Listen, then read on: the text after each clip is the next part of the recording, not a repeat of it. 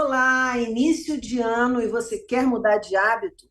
Então vem com a gente, está no ar o Educação.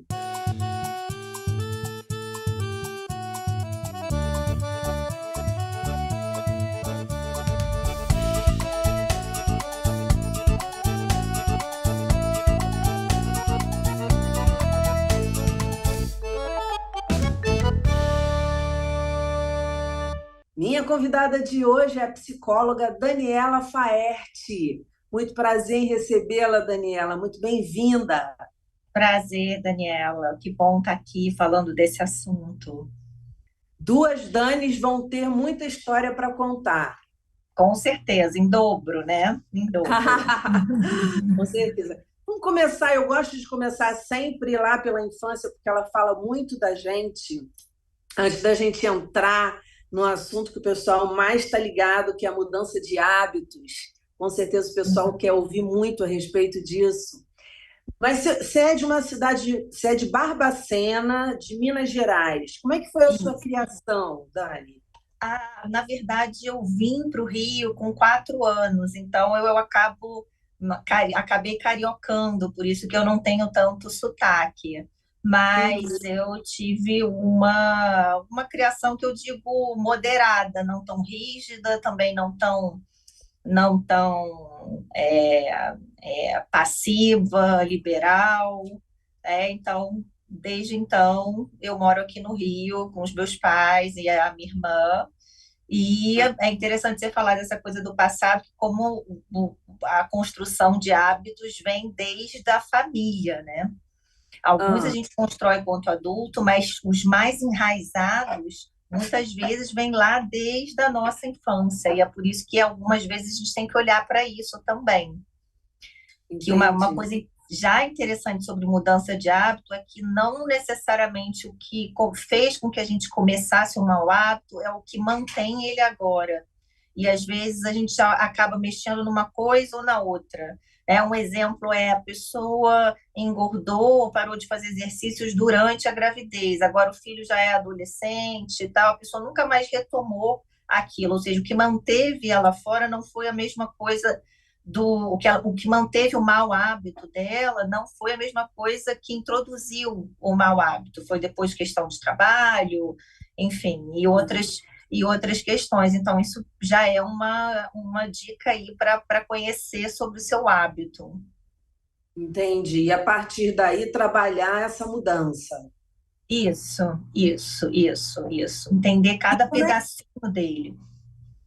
e você teve uma criação muito disciplinada? Ou você tinha hora para fazer as coisas? Por exemplo, a minha criação foi assim: eu tinha hora para estudar, eu tinha hora para brincar, para ver desenho, para tirar uma sonequinha de tarde. Tinha, mas de uma forma mais flexível. Mas tinha a hora de chegar, de ver, de almoçar, de ver na época era Chaves, né? Aham. E, e Chaves, Chapolin, e depois dormir um pouquinho. Teve sim. Mas depois também que a gente não foi dando trabalho a minha irmã nesse quesito de estudos, minha mãe acabou ficando mais livre e a gente acabou ficando com modelos mais próprios também. Ah, De, ótimo, interessante. É, as pessoas brincam comigo, porque às vezes elas falam de desenho da minha época, da nossa época, que eu não Aham. conheço, porque eu tinha horário para ver o desenho. Então, Uhum. tinham desenhos que passavam em outros horários que eu simplesmente não conheço. A pessoa fala, você não conhece o desenho tal? Eu não via, porque não era o meu horário de assistir desenho. Eu tinha horário lá, tinha horário do Chaves, tinha horário do Pica-Pau, do Tom e Jerry, mas outros desenhos eu realmente não via. Acho muito interessante isso. Em geral, quem teve uma criação como a sua tende a ter uma facilidade maior de aderir e mudar hábitos na vida adulta, que exige mais disciplina.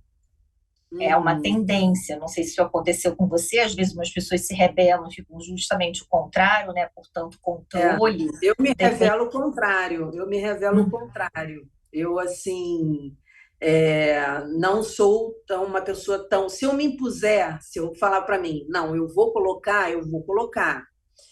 Uhum. mas é mais difícil, assim, eu não sou uma pessoa que tem, eu conheço pessoas que têm disciplina para tudo, tem horário certinho para dormir, certinho para acordar, certinho para comer, entendeu? Uhum.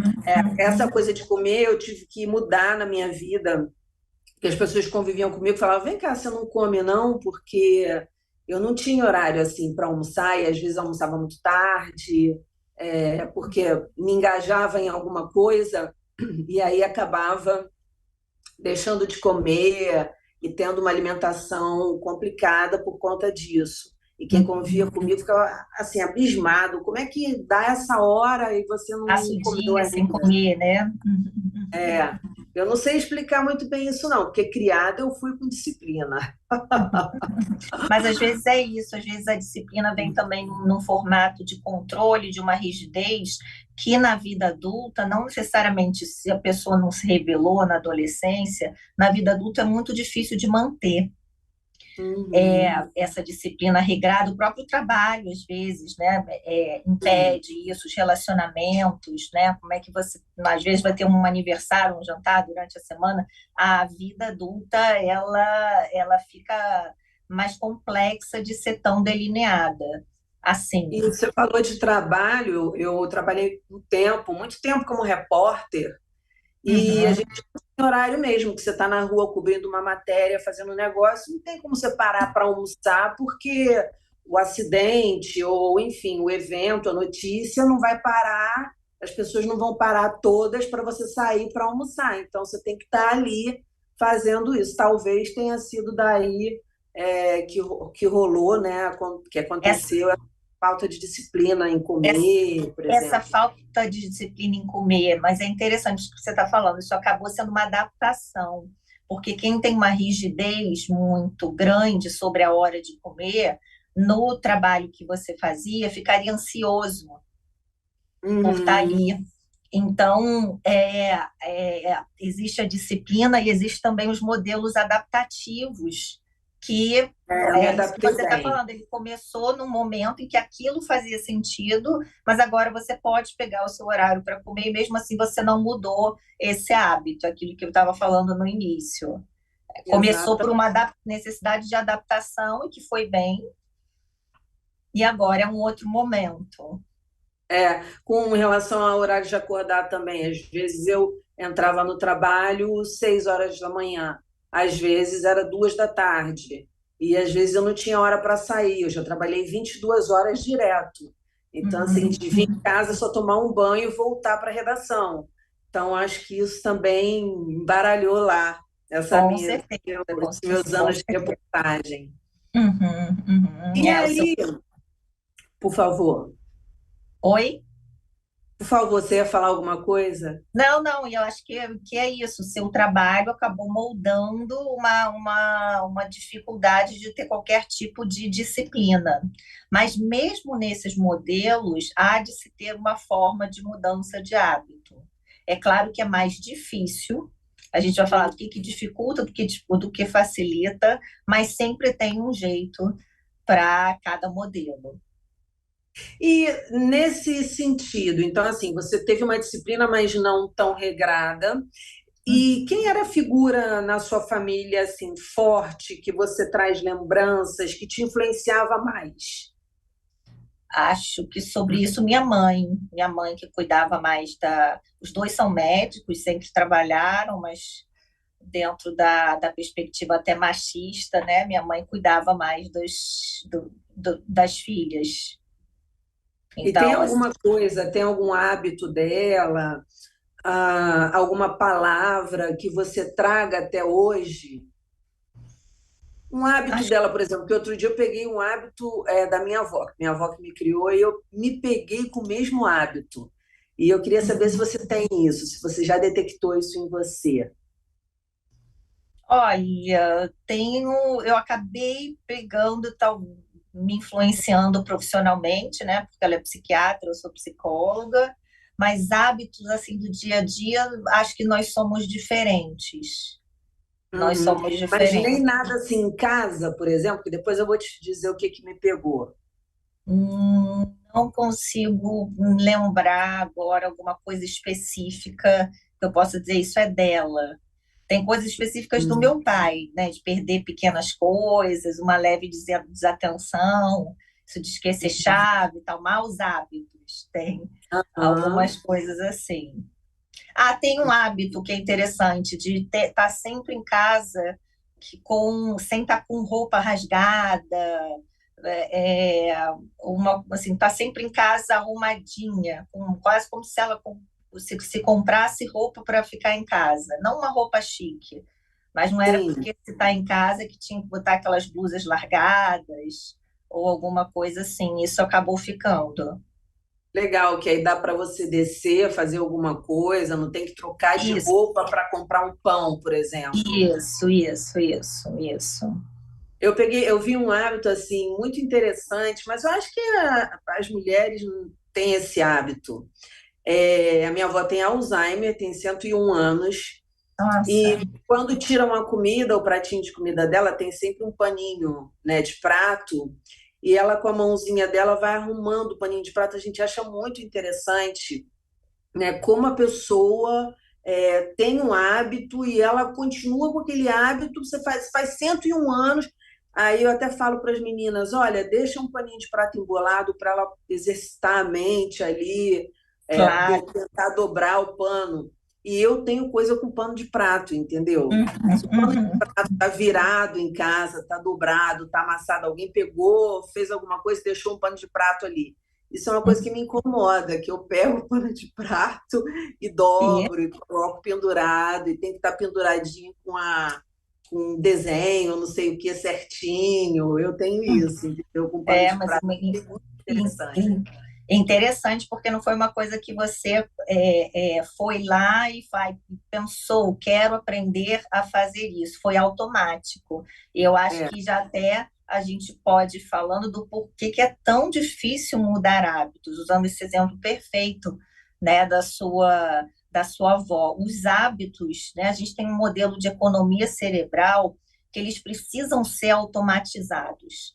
Por exemplo, escovar os dentes, dirigir. Não dá para toda vez que a gente for escovar os dentes, a gente fazer como a gente faz com uma criança. Aí eu tenho que pegar a escova, eu tenho que fazer assim. Não, a gente faz já no automático, porque senão seria muita coisa para o nosso cérebro armazenar. Então, por isso que os maus hábitos, eles também ficam muito enraizados. E para a gente mudar isso, né, um exercício agora começa a escovar o dente na cozinha, sentada no chão, você vai ver que é uma coisa super estranha. uhum, Então, para a gente mudar os nossos hábitos, a gente precisa mudar as conexões. E isso, as nossa, conexões que estão rígidas, né? Graças à neuroplasticidade, que é esse processo que a gente consegue alterar o que foi aprendido, a gente consegue fazer isso, mas é o contrário. É igual pegar uma bicicleta e começar a pedalar para trás. Né? Tem vários estudos, até experimentos sobre isso, como é complexo e difícil, isso porque está muito enraizado, assim como está na sua avó, isso de uma forma muito automática, mesmo que ela tenha perda da memória em alguns aspectos e outros sintomas, isso continua lá, ou seja, lá bem enraizado. que louco, que louco. Eu peguei também outras coisas, tipo, eu chego em casa, a gente não podia chegar, eu não podia chegar em casa e ir tirando mochila e tirando sapato, não. Ela falava direto para o quarto para já arrumar suas coisas, deixar sua mochila no lugar, seu sapato no lugar, sua roupa no lugar.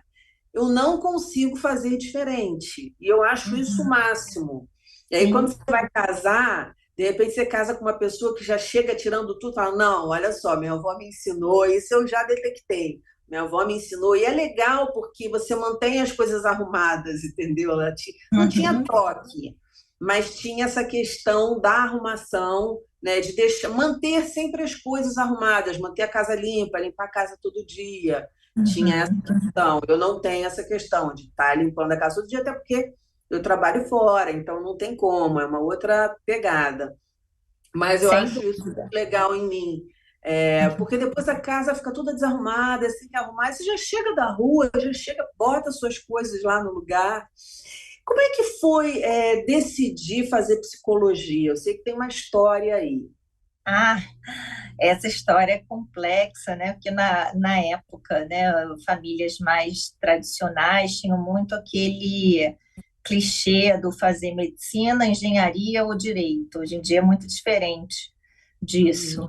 Então, eu sempre quis fazer psicologia, só que na época eu estava no vestibular, aí acabou acontecendo uma pressão para eu fazer psiquiatria, só que eu não queria ser médica de jeito nenhum. E aí, sem muita opção, né, eu acabei entrando na faculdade de Direito. E aí, na época, era uma faculdade super disputada e tal, o que tornou o processo de sair mais difícil, mas é, eu tinha certeza, e depois iniciando a faculdade também, mais certeza ainda. Eu lembro até de um discurso do meu professor de constitucional, que era o excelentíssimo Barroso, ministro atual, que Uhum. ele falava no final da aula dele, né, do curso dele, falava: não deixem, não passem a vida fazendo uma coisa que vocês não gostam, ou alguma coisa do tipo. Então, eu tive essa luta aí para entrar em psicologia, mas depois deu tudo certo, depois fluiu. Que Era. dica você dá para uma pessoa, por exemplo, que tem o hábito de ouvir muito os pais, né? Eu vou te dar um exemplo que eu vi ontem, né? Casamento às Cegas. Tem Uhum. esse programa. Programa. E aí é interessante assistir, né? Como é que essas pessoas começam um relacionamento sem se ver, e depois, quando elas se veem, começam a conviver e tal. E aí foi muito louco, assim, porque tinha um casal que se dava super bem, todo o programa. E você tinha certeza, a gente que estava assistindo, tinha certeza que o casal ia casar. E aí, mas a mãe do cara era contra, achava aquilo muito doido, experimento muito Uhum. louco, dizia que ele não devia casar agora, que ele estava no auge da vida dele, com acho que 25 ou 26 anos, que ele tinha muito que viver, não sei o que. Ela sempre foi meio contra. No dia do casamento, no dia, o cara estava vestido de terno, falou para a mãe: Não, eu vou casar.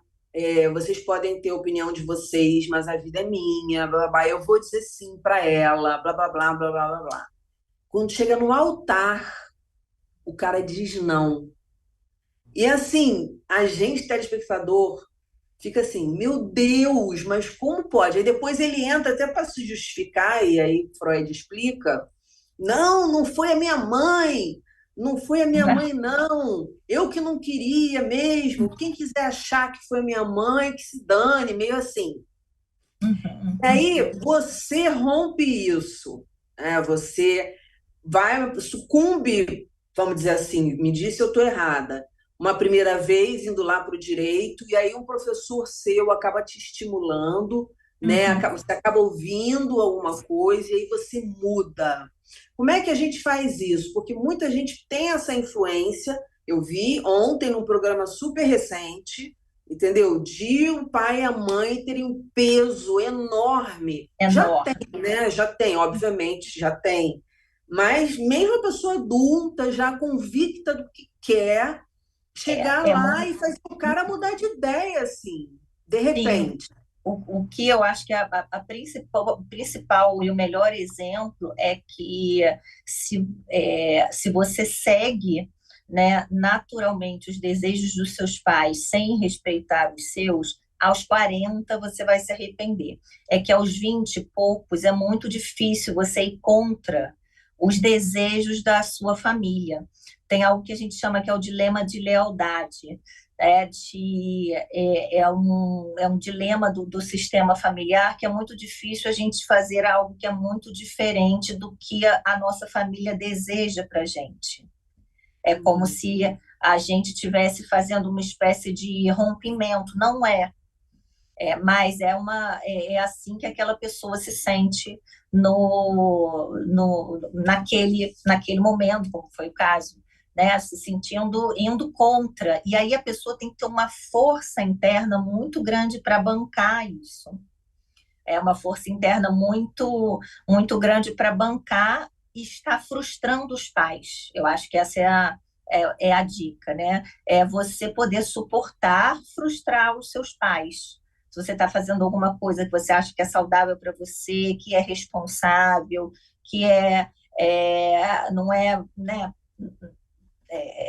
algo, né, que Nenhuma faça. loucura, Não tem nenhuma nada. loucura, isso, exatamente. Não tem nenhuma loucura, nada muito prejudicial para a sua saúde ou alguma coisa do tipo. É você suportar, tolerar, frustrar os seus pais. O que é duro, muito duro, principalmente quando a gente tem uma Muito. relação boa com os pais.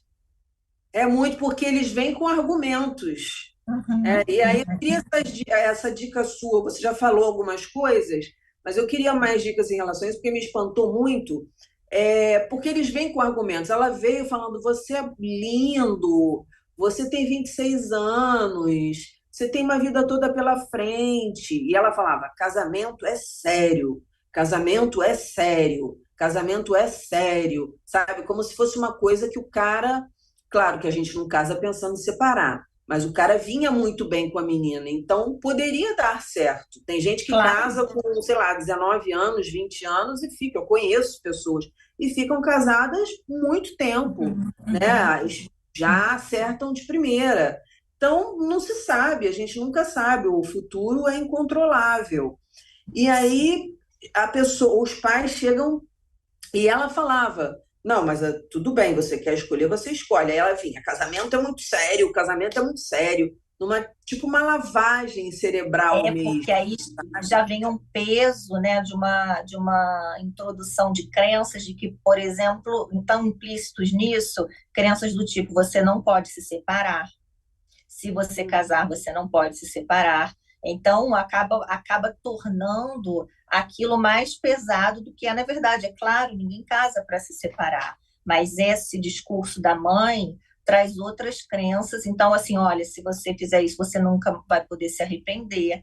E aí isso fica muito mais pesado do que vivenciar aquilo Qual que é a está dica? acontecendo Qual é a ali. dica, Daniela, Ó, para A, a, se libertar disso? A dica é suportar frustrar os pais mostrando saúde. Eu acho que isso é uma coisa interessante. É muito difícil os pais intervirem, por exemplo, sem ser voluntariamente, quando a pessoa está saudável, quando a pessoa está fazendo coisas saudáveis.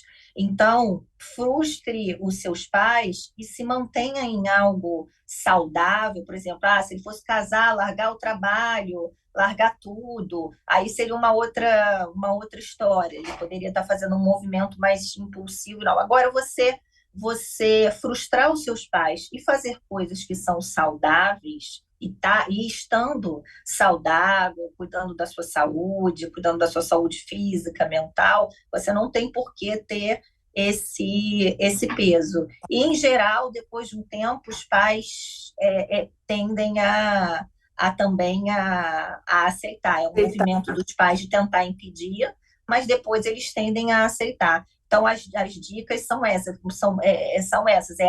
suportar, frustrar os seus pais e, ao mesmo tempo, se manter saudável, até para, olha, essa é minha escolha e eu estou saudável nela. Uhum.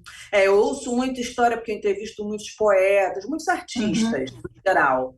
E eu ouço muitas histórias assim de pais que não concordavam e de gente que bancou, e aí depois os pais viram: caramba, que trabalho legal que você está fazendo, porque a Claro, artista claro. tem isso, essa coisa de você vai ganhar mal, você vai se Uhum. ferrar, no a cultura não é tão assim, não é tão assado, você ganha dinheiro mesmo fazendo medicina, engenharia e tal. E as histórias são bem interessantes, assim, quando a Sim, pessoa. sim. Depois que tudo dá certo, digamos, os pais, eles, sendo pais também minimamente saudáveis, eles vão aplaudir, vão curtir, vão vibrar, mas eles estão ali ainda porque os pais têm dificuldade também de sair do papel de serem pais que mandam na vida do filho, mandam na escola que estudam, mandam no curso que vão fazer. Então, também é um momento em que o jovem está procurando, entrando em contato com os próprios desejos, a própria personalidade, e os pais ainda com essa dificuldade de não mandar e não fazia as escolhas para os filhos que eles faziam até então. Sim. Você trabalha com terapia cognitiva, eu queria que você explicasse o que que é isso, antes da Tá, gente continuar. tá. Então, a terapia cognitiva, a gente acredita que os comportamentos, os pensamentos, as emoções, elas estão completamente interligadas, né? São dois pontos principais da terapia cognitiva. Como a gente se comporta não é só um ato, uma ação, tem um pensamento, tem uma emoção envolvido nisso. E outra coisa é que a gente também acredita que boa parte do sofrimento humano tem a ver com a forma em que a gente interpreta o mundo e as situações, tem a ver com a nossa lente, o desenvolvimento da nossa lente. Ou seja, as crenças que nós fomos criando, elas organizam como a gente enxerga e lida com o mundo. Então, a gente mexe nesses dois pontos, interligando, né, o nosso mental com o nosso sentir e a nossa ação, o nosso comportamento, e também vendo o que, que a gente tem de crenças que a pessoa construiu a partir de uma disfuncionalidade da própria família, a partir de uma situação de desamparo e abandono e coisas do tipo, mas que não cabem mais para hoje em dia e estão prejudicando ela.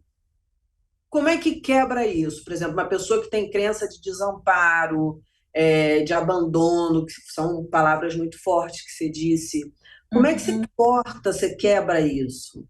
A gente vai modelando a pessoa primeiro para vivenciar aquela emoção num ambiente seguro, de uma forma que ela entenda que hoje, enquanto adulta, né, falando no caso do tratamento de adultos, hoje, enquanto adulto, tudo aquilo que aconteceu com ela seria diferente, porque essa pessoa, hoje em dia, ela é capaz de sobreviver. Hum. Sobreviver sem as figuras que desampararam e outras questões, né? Que ela é capaz de encontrar pessoas também que vivem e se relacionam de uma forma diferente, porque às vezes se a pessoa não trata isso está muito inconsciente, quando vê a pessoa só está repetindo padrões e se foi um clichê, mas que acontece muito abandonado pelo pai, acaba é, é, fazendo ligações amorosas com pessoas que têm uma tendência a abandonar. Ou se dentro do casamento dos pais tinha traição, a pessoa acaba interpretando, criando uma crença de que todas as pessoas traem. Então, são crenças que as pessoas vão desenvolvendo e que elas precisam ir sendo flexibilizadas, enxergando de uma forma diferente, como se a gente desse um novo olhar. A gente tem um óculos que enxerga através dessas crenças e a gente vai vendo de formas diferentes. Até no próprio processo de mudança de hábito em si, isso é muito importante, né? A gente pode falar de criação de metas e de várias questões mais sobre as ações, mas crenças do tipo, se eu não conseguir malhar 5 vezes por semana, eu não vou emagrecer, ou só as pessoas só conseguem parar de fumar se for de uma vez, e não num processo de diminuição. A gente vai criando crenças que, que acabam impedindo o nosso processo de mudança de hábito também. Entendi. Vamos falar de uma coisa, frustração, né, na mudança de hábitos, que eu já passei, enfim, com dietas e vários outros pontos, parar de fumar, enfim. E aí eu sei que dá, porque eu já passei, é, uma frustração, tipo, segunda-feira eu não, a partir de segunda-feira eu não vou mais comer doce, ou eu não vou, não é nem o meu caso, porque eu não sou muito fã de Uhum. doce, eu gosto, mas não sou aquela pessoa que tem que ficar comendo doce. Segunda-feira, ou a pessoa, sei lá, que aí beber eu já acho que também é um hábito, né? Ou segunda-feira eu vou parar de beber, porque eu já vi que beber engorda. E aí, no próximo fim de semana, eu não vou beber, ou qualquer coisa. E aí a pessoa naquela segunda não consegue, aí sente aquela sensação de derrota. né? Aí na outra segunda a pessoa se promete a mesma coisa, é aquela sensação de derrota, que vai te deixando frustrado, que vai te deixando frustrado. Aí de repente você vê alguém que conseguiu. Você fala assim, pô, a pessoa conseguiu e eu não consegui, por que que eu não consigo? E aí vai te dando uma sensação de derrota. Como lidar com essa sensação? É, Quando você. Porque geralmente acontece. Quando você vai mudar de claro, hábito, geralmente acontece, né? Ou até claro. recaída. Você vai As na segunda-feira, tentativas, conseguiu, na sim, outra, conseguiu, e na outra, sim. comi aquele negócio que não podia. Sem dúvida, as recaídas, elas, a gente, primeiro que a gente naturaliza elas dentro do processo de mudança, mas o que você está trazendo também são de tentativas repetitivas frustrantes. A pessoa Hum, tenta e não consegue. A gente, para além da frustração, a gente tem que olhar como é que foi a preparação e o plano de ação daquela pessoa para o processo, assim, parar de beber, tá? Mas o que que eu vou fazer no lugar? Ou a questão da comida, eu tenho que organizar alguma alimentação, ou do cigarro, o que que eu vou substituir, para quem eu vou ligar, o que que eu vou fazer se eu me sentir muito ansiosa. Então, assim, a pessoa, primeiro, é importante que ela tenha um plano de ação, que isso ajuda ela no processo de mudança. Mesmo se tendo um plano de ação, às vezes a pessoa se frustra, mas eu digo assim, só se frustra quem participa do processo. Eu digo saudade é um sentimento que só tem quem ama. Então, e se frustrar é só quem tenta. O que é interessante é que o que os estudos mostram é que a cada tentativa você chega mais próximo de da mudança.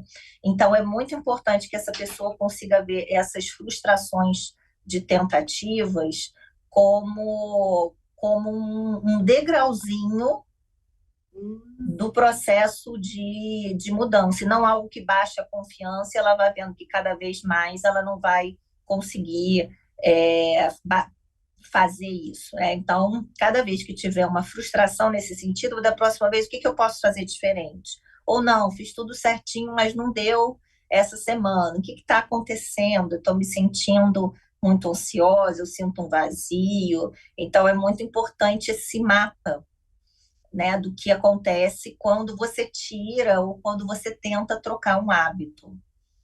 Entendi. Essa coisa de muito ansiosa, vazio, alguma coisa que te prende, não consegue, você não consegue fazer. Você tem dicas para isso?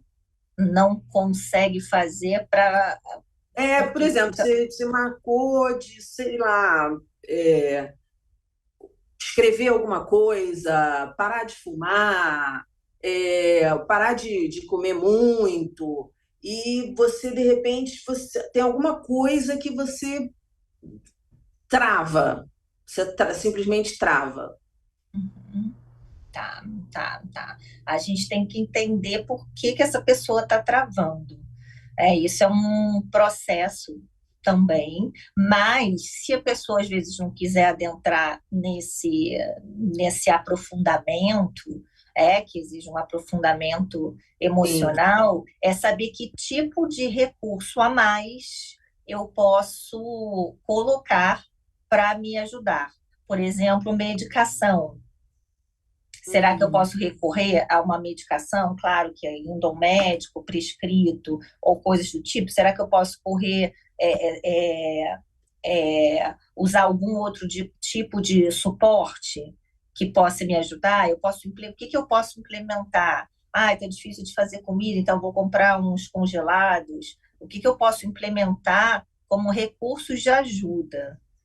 Isso é Olha, importante de para. repente, por exemplo, num ambiente de que você tem que realizar um trabalho, colocar um incenso, uma coisa que te facilite, pode ser assim, alguma coisa, de repente um cheiro, né? Uma Pode, coisa pode. que deixe o Você pode, ambiente arrumado, sim, organizado. sim. Boa parte das pessoas produz melhor em ambientes mais arrumados, organizados. mas tem pessoas que têm um outro modelo. Uma peculiaridade da mudança de hábito é que a gente tem nos estudos aquilo que mais funciona, mas a gente sabe que cada indivíduo é diferente. Então, isso Hum, é também um processo muito individual, que a gente tem que ter em mente que com uma pessoa vai ser de um jeito, com a amiga vai ser de outro, uma talvez vai precisar de mais recursos, outra mais tempo, outras demoram para engatar, mas quando engatam vão. Então, tem várias questões nesse sentido. Hoje em dia, a gente não usa muito mais sobre a questão da motivação. Uma coisa é a pessoa ter um desejo de mudar de hábito, mas a pessoa que é o resultado da mudança de hábito, ela não quer, em geral, o processo da sim. mudança de hábito. O Então, que que é quando importante entender nesse processo, Daniela? tá. O que é importante entender desse processo é que ele vai ser um processo de privação, ele vai ser um processo em que você vai precisar ter energia de freio, que seja O que para que é parar isso? de ser Ah, agressivo tá. com o seu chefe ou alguma coisa do tipo, falar de uma forma diferente, ele vai ser um processo que traz chatices. Ele vai ser Não um é um processo processo assim. Ah, é um processo alegre, eu não, vai ser confortável, porque todo isso, mundo, né? Você tem que exatamente. ter Então a pessoa fica em disposição. busca, isso, a pessoa fica em busca, isso é muito comum, principalmente na parte alimentar. A pessoa fica em busca de um processo confortável de mudança de hábito, mas como tem toda aquela parte cerebral que a gente falou, que acaba sendo uma mudança química, estrutural e funcional do nosso cérebro, isso é muito forte, né, sobre as conexões. A pessoa vai precisar entender que ela vai ter que administrar o desconforto, Uhum.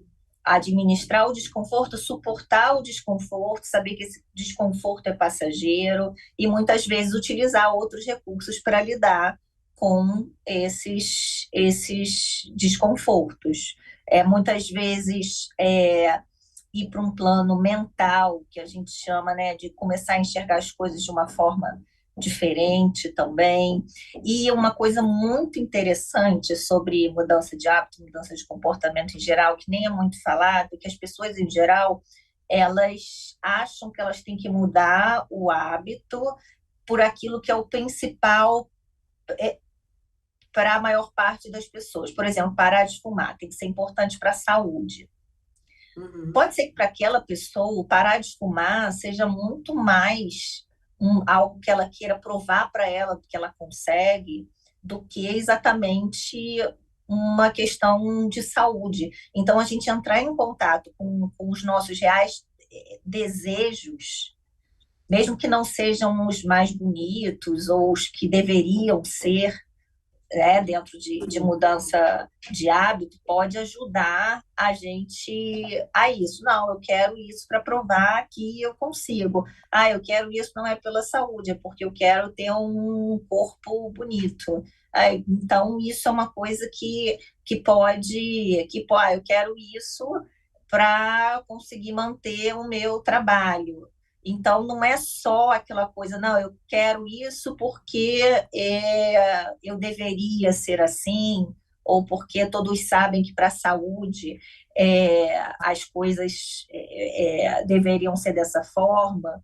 Entende o que eu estou falando? A pessoa entrar com aquilo que ela entrar em contato com aquilo que ela não conta para ninguém. E aí, Mais ao ou entrar menos em isso. contato com isso, por exemplo, você quer parar de fumar, mas não é porque é para a saúde. É porque você quer, de repente, não ir tanto ao dentista para limpar os dentes, ou porque você não quer ficar com cheiro, ou qualquer coisa que não seja Uhum. um motivo que eu acho que é um motivo certo, né? Vamos dizer assim, entre aspas, Exatamente. errado é um conceito, são conceitos muito delicados. Uhum. Mas assim, que é um motivo bacana, que é pela saúde, a pessoa está pensando em outra coisa que, de repente, você olha, pô, nada a ver, assim, não tem muito. Ou que motivo fútil, né? Ou alguma É, coisa e assim. aí ela entra Mas em contato com isso. Como é que é esse processo? O que que ela percebe isso? Ela consegue perceber isso? ela consegue perceber isso. Então, isso já é um bom caminho. E ela se conectar com isso, ela não precisa ficar falando para as pessoas que vai parar de fumar por conta do dentista ou por conta do cheiro. Isso não, a pessoa não precisa dividir. Mas ela pode ficar tranquila em se conectar com isso. Não quero mais ter esse cheiro. Não quero mais viver no dentista. Porque senão, sempre que a pessoa vai mudar um hábito, principalmente um hábito não saudável, ela logo conecta essa questão da saúde, ou vai morrer, ou alguma coisa do tipo. E às vezes o que está incomodando mais ela dentro dela ali é outra coisa. Então, essa conexão é muito importante da pessoa entrar em contato. E a partir daí, o mesmo processo do plano de ação, das tentativas, dos recursos de ajuda, e por aí vai. Ah, quais são as pessoas que procuram, assim, não as pessoas que procuram, mas quais as mudanças de hábito que as pessoas mais solicitam para você no seu trabalho? Hoje em Pudesse dia, elencar. emagrecimento, diminuição de pornografia tem sido um hábito muito comum e exagerado. Em geral, hábitos que têm uma tendência nociva, no caso do exagero. Compras também, a Uhum. diminuição de compras, esses são os mais comuns, eu diria, e também de explosividade, diminuir o comportamento de explosividade. O pessoal anda muito pressionado, né, o dia a dia e tal. Agora você falou pornografia, que é algo que sai nos jornais, notícias, de repente até, né, pessoas vendo menores, enfim. Geralmente, o que que motiva isso? Uma pessoa consumir muito pornografia, por exemplo?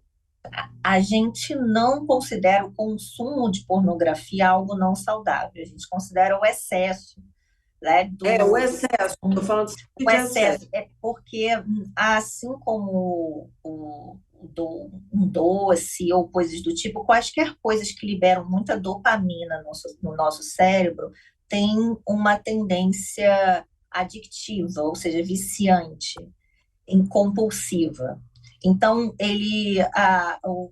esses pools que a gente chama de dopamina, que o cigarro dá, né, que questões que a pornografia dá, e coisas do tipo, elas têm esse potencial adictivo que acaba virando uma compulsão. Aí o que acontece? Dopamina é uma sensação de prazer ou de bem-estar, não precisa nem ser de grande prazer, bem-estar.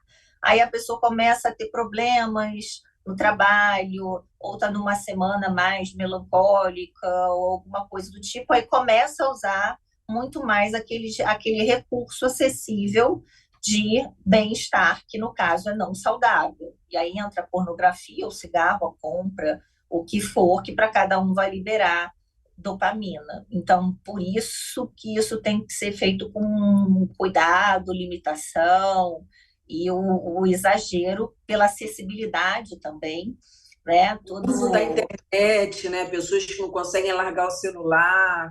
isso também um hábito que tem sido muito comum. Então, são coisas que a pessoa, porque é isso, na mudança de hábito, a pessoa vai ter que se policiar para não pegar o celular o tempo todo, mas que horas eu vou olhar.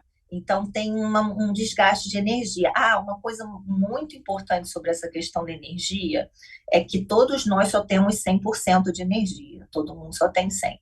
Para o processo de mudança de hábito, em geral, a gente gasta um pouco de energia, principalmente a energia de freio e de esforço para não fazer aquilo que a gente não quer fazer ou para fazer aquilo que a gente gostaria de fazer. Então, às vezes, a pessoa vai mexer só no hábito, mas às vezes ela tem que mexer na estrutura toda, como, por exemplo, diminuir um pouquinho a carga de trabalho, para ter um pouco mais dessa energia de freio. Todos os estudos mostram que a gente tem menos freio à noite, por exemplo, para tudo. Para reuniões de trabalho, as pessoas colocam para de manhã, porque de noite as pessoas cansadas, elas têm menos freio. Por isso que é comum Então, de comer noite, por de noite. exemplo, comer mais, fumar mais, tá mais no celular. Isso, que já é a hora que a pessoa está cansada, e aí ela quer só alguma coisa que gere bem-estar e não o esforço da mudança de hábito. Então, muitas vezes a pessoa tem que mexer um pouco na vida dela, às vezes limitar um pouco a vida social, e fazer algumas limitações para que esse hábito possa ser inserido. E é isso que as pessoas, muitas vezes, a pessoa que tenta, ela tenta só no hábito em si, focando nele, quando na verdade a gente tem ao redor dele uma série de coisas que são que fazem parte do processo de mudança também. Eu vou dar o exemplo, né? Você trabalha muito, muito, muito, muito, muito, muito, chega em casa super cansado, aí, pô, você chega, ai, já tá sem energia, vou comer o mundo porque eu mereço, porque eu trabalhei pra caramba. Ou Ou, vou para academia, são sim, coisas. academia também, porque é bom a gente falar que, às vezes, o que parece um bom hábito não é, né? A gente que se arrebenta na academia, no pegar peso, isso também é considerado um Também é mau um hábito, excesso, é um né? mau hábito, é um mau hábito. Uhum. Porque Interessante essa você questão falar. também pode gerar uma compulsão. Exatamente. Todas as coisas que você falou foram interessantes, mas me chamaram muita atenção duas coisas. É, uma, você falar que a frustração ela é um degrau e não uma regressão. E Uhum. outra, essa questão da energia, de saber que é tudo, não é só aquele foco. Então, você precisa ter energia para frear. Isso acho que é muito interessante ressaltar aí para a galera que está assistindo a gente. Sim, sim, são coisas que a gente fala pouco, né? Normalmente a gente vê dicas de mudança de hábito, mas a gente não pensa que nessa mudança de hábito a gente precisa dessa neuroplasticidade que precisa de energia. Então, se a gente desgasta a nossa energia com 100% da nossa energia, não vai sobrar. E por incrível que pareça, modificar o ao redor dos hábitos para mudar o hábito, eu costumo ver que é uma das maiores dificuldades, porque a Hum. pessoa ela insiste que ela quer mudar só o hábito em si e não o Ela redor não dele. vê o todo, né? Só vê. Ela fica irritada de perder, de ter essa privação. Ah, então é uma pessoa que está em emagrecimento tem que ir menos em restaurante, mas a família vive em restaurante, os amigos vivem em restaurante, e aí a pessoa não quer aceitar que ela tem que ir menos em restaurante. Não é nem sobre a comida. Ela vai lá no restaurante, ela pode até conseguir lá não comer, mas de qualquer forma ela ficou exposta a muita comida e no dia seguinte ela vai estar comendo mais sem perceber. Então, essas privações ao redor, do entorno da mudança de hábito, é algo muito importante, mas é algo que a pessoa, em geral, tem dificuldade de aceitar. Então, você está falando para mim, por exemplo, uma pessoa que tem amigos que só fazem aquilo, só malham, não sei o quê, só se encontram para malhar, e é sempre esse o mote, fazer trilha, malhar, não sei o quê, pegar peso, fazer. Elas têm que se privar um pouco dessa convivência com esses amigos, de repente até mudar um pouco o grupo, as relações. Chega aí, pode chegar aí. Pode chegar aí se esses hábitos dos amigos atrapalharem a mudança de hábito em questão. Porque às vezes os hábitos dos amigos ajudam, mas a mudança, do entorno, ela precisa acontecer em prol do comportamento em si. Tem que ter um significado. Por que deixar os amigos que só fazem essas coisas de malhação e natureza? Ah, porque você acaba ficando muito obsessiva com o seu corpo, alguma coisa assim, a mudança de comportamento para. Porque às vezes até o grupo fala, pô, vamos embora, ou pô, vamos fazer, ou, né? Vamos no Sim, rodízio de pizza, vamos E sim, aí é doloroso, você já está freando, vai para o rodízio sim, de pizza e sim, a sim, galera só se encontra fim de semana para churrasco, rodízio isso, de pizza. bebida também, né? Uma coisa muito complexa. Aí olha só que complexo. A pessoa, além de ter que dizer não para o hábito, ela tem que dizer outro não, que é um não social, que é o Uhum. não de uma programação divertida, Qual a que é o, dica que você dá? isso você pode tentar substituir, mas provavelmente vale mais a pena a aceitação da privação temporária em pró do que você vai ganhar com isso. Você pode até tentar substituir por outros programas, começar a assistir, para quem saía muito, começar a tentar assistir série e coisas do tipo, mas não tem a expectativa de que vai ser tão prazeroso. Eu acho que isso também, de aceitar que é um momento, que é um processo, depois para a manutenção do hábito já é um pouco diferente, e que nesse processo a privação ela ocorre em várias esferas, né? A gente já está que a gente já Que está no não, finalzinho e eu queria fazer mas pode finalizar, pode não finalizar. isso, que a privação acaba sendo em várias esferas, e não, muitas vezes, o sucesso da mudança de hábito está numa privação em várias esferas e não só no hábito em si. A gente falou de frustração para iniciar alguma coisa, mas eu acho importante falar rapidamente também sobre a recaída. O que, que a recaída significa? Porque às vezes a pessoa fala, recaída, joguei no lixo tudo que eu já fiz. Primeiro pensamento é, caramba, joguei no lixo tudo que eu já fiz. Um mês que eu estava sem isso, sem aquilo, joguei fora. Como é que deve ser o pensamento dessa pessoa? Que dica você daria? Pensamento é naturalizar, claro que dependendo da frequência, o que a gente chama de lapso é quando é um pequeno comportamento, ou seja, foi um dia, e não uma recaída que foi do processo todo.